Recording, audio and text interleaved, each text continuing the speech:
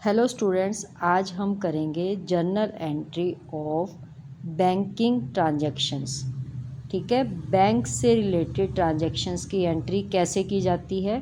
सबसे पहली एंट्री जो होती है simple, cash deposited into bank. ठीक है, 30,000 का आपने कैश डिपॉजिट किया है बैंक में, तो बैंक रिसीवर है, बैंक आपका पर्सनल अकाउंट है, तो बैंक रिसीवर है, bank account debit to cash.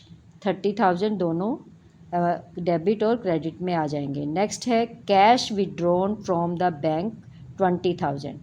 तो यहाँ पर आप कैश विड्रॉ कर रहे हो तो कैश आपके पास आ रहा है और बैंक से जा रहा है, तो यहाँ पे cash account debit to bank. Next है हमारी cheque received from Shyam and deposited into bank on the same day.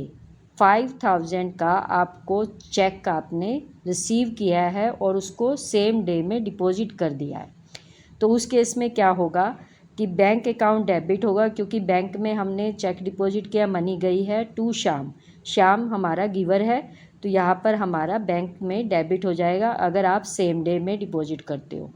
अगर आपका केस बनता है फिफ्थ में, देखो कई पार्ट बन सकते हैं। सबसे पहले है कि check received from Ram but not deposited into the bank on same day.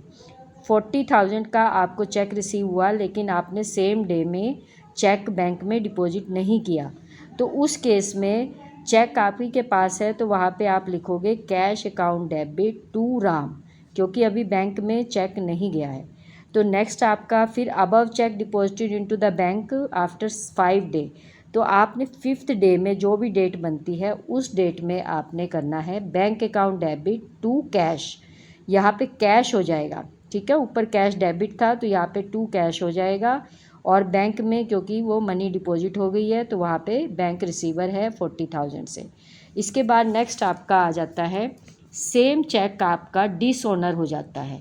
उस केस में क्या होगा कि राम को हम वापस से, और बैंक चार्ज करता है 10 रुपीज़ आपसे इस बात के लिए, तो यहाँ पे क्या हो जाएगा राम अकाउंट डेबिट 40,010 से, अब क्योंकि पहले वो 40,000 का डेबिटर था, अब वो बन गया 40,010 का, क्योंकि बैंक ने आपसे 10 रुपीज़ भी चार्ज किए हैं।